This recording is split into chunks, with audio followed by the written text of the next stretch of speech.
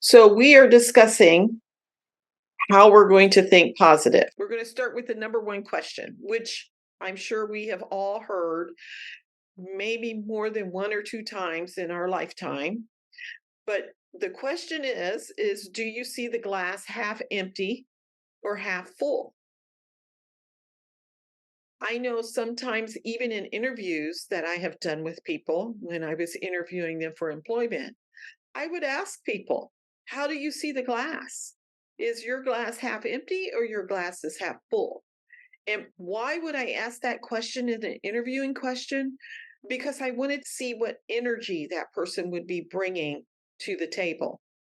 When you're an employer, your goal is to surround yourself and to surround all of the workers with people that's going to put off a positive and not be the negative nanny that's always telling everybody what's wrong with it. That becomes your glass as well. So, how do you see your glass? Is your glass half empty or is your glass half full? What is your answer? How about you speak it to the universe so we know where you're at today? What is your answer now? What was your answer then? And do you see a different answer now? Your answer relates directly to your power. It is your power of either positive thinking or your power of negative thinking. Positive thinking plays a profound role in positive psychology. They have done tests that people that have been diagnosed with illness, that the effect of how the people thought, how they used their power to control their thinking, affected the longevity that those people continued with without succumbing to whatever they were diagnosed with. I think it also affects how you act or how you behave. If you think people are treating you positively or negatively. So it could affect how you think people are treating you as well. We all know that a lot of that comes from what we discussed last week of overcompensating, that we feel like we sometimes have to bribe the person into liking us. But I think it also comes with our power of positive thinking. Your power of positive thinking will change your world, therefore impacting your sphere of influence. Your sphere of influence is probably waiting on you to stop being the negative source. We want to be the positive source. And so you're saying, well, what is positive thinking? Tell me a little bit about that. So I'm going to say thank you for asking. I was waiting for you to ask that question. So positive thinking means approaching life's challenges with a positive outcome. It doesn't mean looking at things with a rose colored glass, but it does mean that something is occurring. And instead of going all the way to doomsday, the world is crashing, the stars is falling to earth, the clouds have shredded, and there's no more clouds left. It's saying, oh my gosh, yes, I just had an auto accident, but thank you, God, that I'm not injured or I'm not hurt. And the only thing that I lost is a car. Or you can see it sometimes with the hurricane victims, that when the hurricane comes and their house is flooded, they literally come out and the people are interviewing them and they say, well, I'm grateful that we are alive, that we have everything that we need right now. Yes, it's probably going to be a struggle, but we're going to get through it. In lieu of the people that they interview that are kind of devastated, that doesn't understand that this is just today. Tomorrow, you will still be able to open your eyes and you're going to have probably continue to have a good life or probably be able to get back to where you were at without maybe some of those material things, but your life is more important and your health. When you're looking at things through rose colored glasses, it's kind of a fantasy. You're looking at it, but you think everything is bright and peachy and it's going to be good. No, we're not saying to look at things through rose colored glasses. We want you to have reality, but we want you to also think that a difficult situation is not the worst situation you can be in. Eventually, that situation will relieve itself. You will either figure out how to relieve it or it will be relieved. Means making the best of a bad situation. The power you have is to look on those things with a positive thinking and say, wow, that one knocked me in the nose today, but at least still have my teeth. Or, oh my gosh, I just literally wrecked my car, but thankfully I still have my health, my body, it still drives.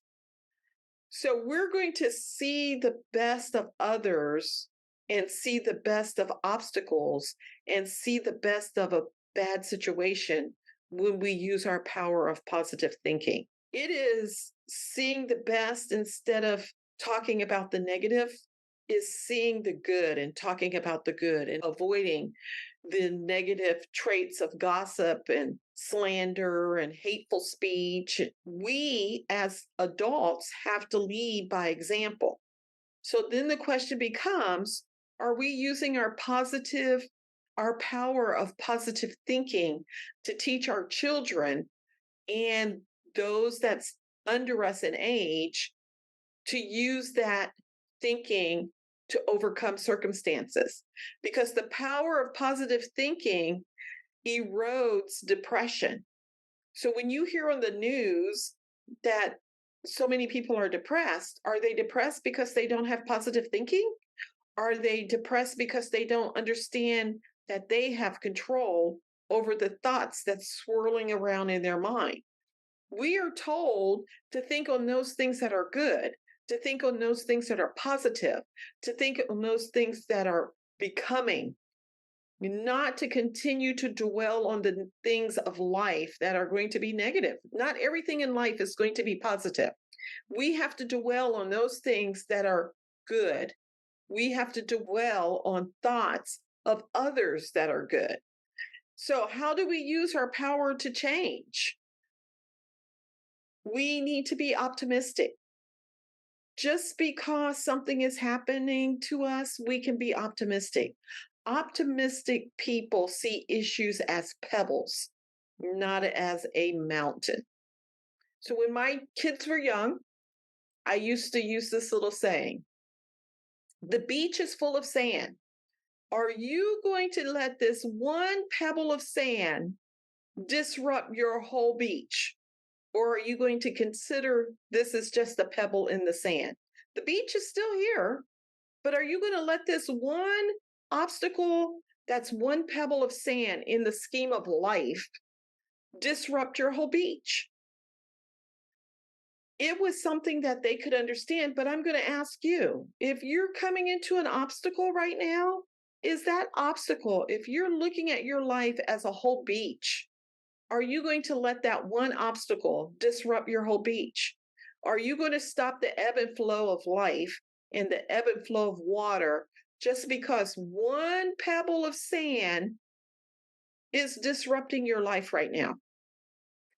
I would probably say no. That when we put it in that form, we're thinking that, wow, yeah, that's not that big of an issue.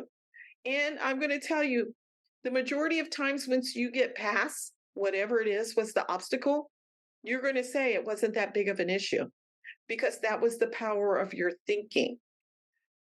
Another thing is to just be happy.